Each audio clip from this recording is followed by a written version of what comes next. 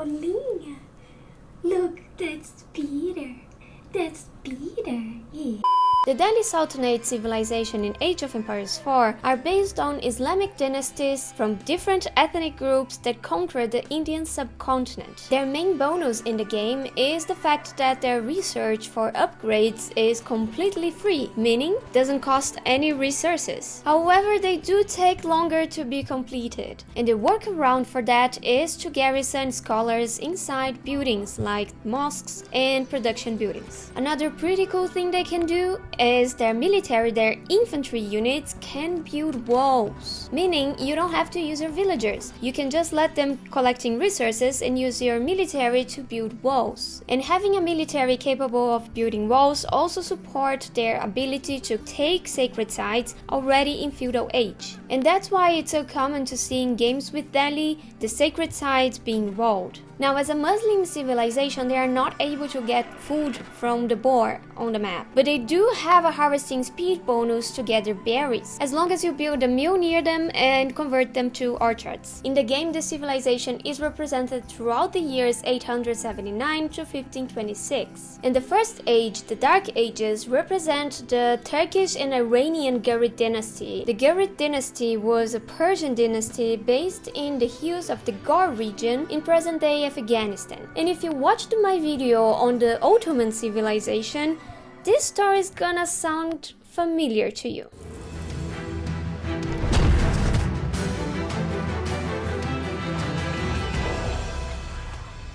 For about 150 years, the Ghurid were vassals of the Ghaznavids and the Seljuk. Again, the Seljuk again! And once again, the constant dispute between the Seljuk and the Ghaznavid weakened them both, and that was an opportunity for the Ghurids to assert their independence, and of course also expand their territories. In the mid-12th century, they invaded the Ghaznavids and broke free under the Sultan Muhammad of Ghor. And eventually the Seljuk ended as well.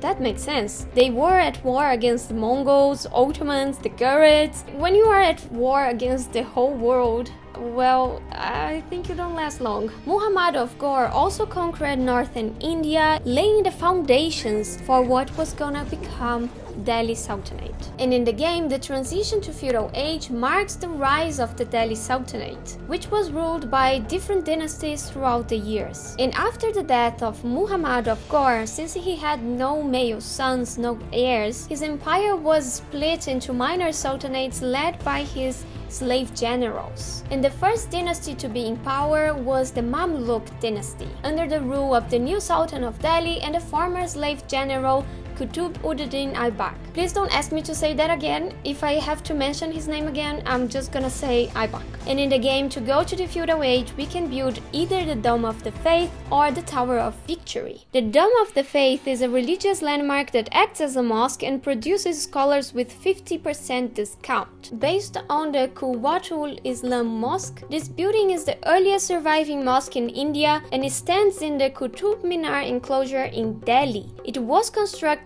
at the end of the 12th century by Aybak, so almost immediately after the Delhi Sultanate birth. Initially, however, the mosque had no minarets, no towers at all. They were added as a symbol of victory for their conquest of the northern Indian region and to act as watchtowers, probably to protect themselves against the Mongols. Unfortunately, most of it is in ruins nowadays, and our second landmark actually is also part of this complex. The Tower of Victory is based on the Qutub Minar, and yeah, it's a victory tower for the newly formed Delhi Sultanate. And this tower represents the influence of the traditional Islamic architecture in the region. Religious centers like this were built by newly arrived Muslim Ghurids that immigrated to India to escape the Mongols. It's all about the Mongols. This tower, however, was erected after the mosque, and it's believed that it was constructed to promote intercultural relationships and business. Interestingly, some of the craftsmen were Hindu, and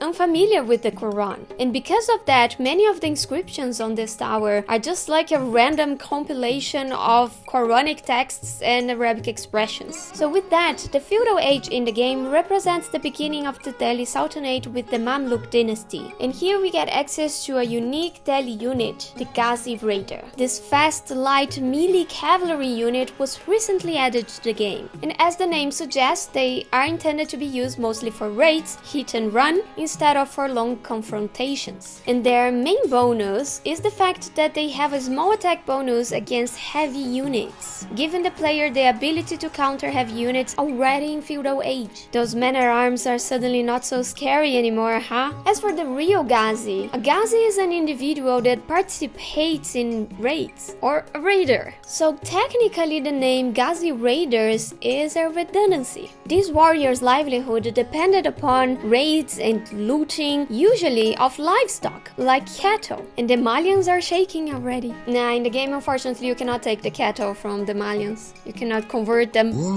But anyway, later Ghazi turned into a title of honor to those successful in expanding the domains of Islam. Another interesting fact though, typically these Muslim warriors were actually Ottoman soldiers. Once the Delhi Sultanate was established, it opened the door of the Indian subcontinent to international business and trade. And not only that, but it also gained a reputation of being one of the first powers to successfully fend off Mongols' attacks. And guess what? They even had a female ruler, Razia Sultan. Isn't that amazing? It's something that probably nowadays would never happen. Razia was the first female Muslim ruler in the subcontinent and the only one in Delhi Sultanate history. And now we arrive to the 13th century and it's a mess. The whole 13th century was filled with power disputes, short-term rulers, assassinations and drama. At the end of the century, around 1290, the last Mamluk ruler, a 17-year-old boy, was murdered by his own commander. And with that, the Mamluk Dynasty ends and the Khalji Dynasty starts. And this is represented in the game with the transition to the Castle Age. And to go to the Castle Age, you can build one of the following landmarks. The Compound of the Defender is a defensive landmark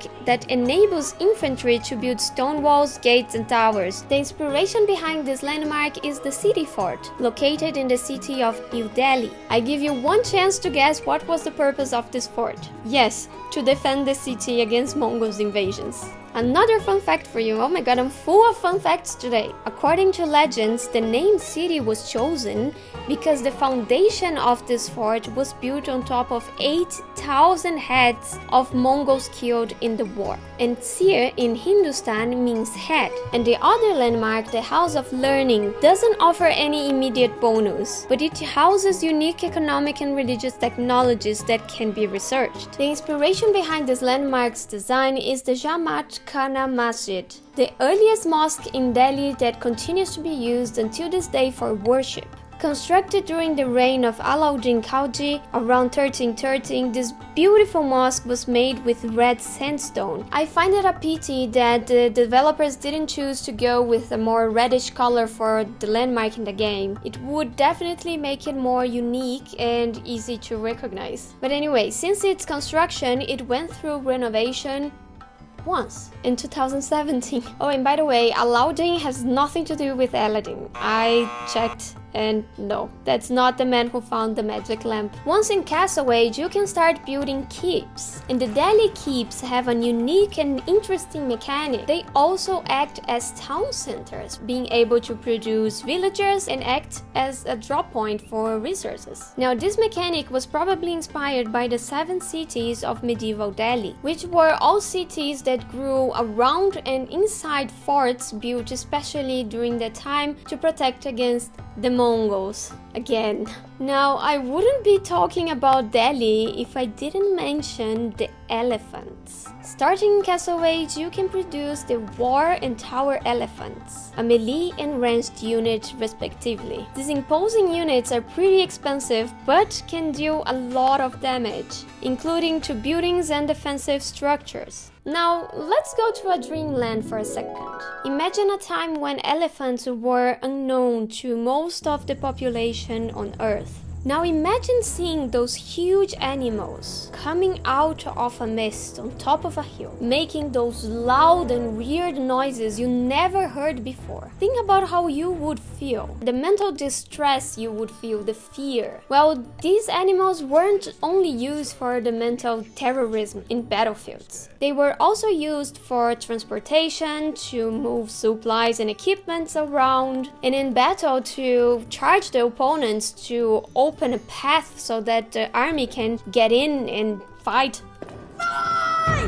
And they were even considered a living battering ram. These animals were used in warfare at least since the 4th century in India. But unfortunately, these animals were anything but domesticated. Male elephants were captured and trained, but they were still wild at heart. And it wasn't uncommon for these animals to simply get scared in the middle of the battle and try to escape, try to run and stomp everyone around them. And due to that, the rider, the person on top of the elephant, would carry spears or big swords that they could use to kill the animal from the spinal cord directly in case they stopped obeying. To have an idea of the power of these animals, in centuries of wars and battles, there's only one case of a battle that was lost by an army with elephants against an army elephantless, if that's a thing.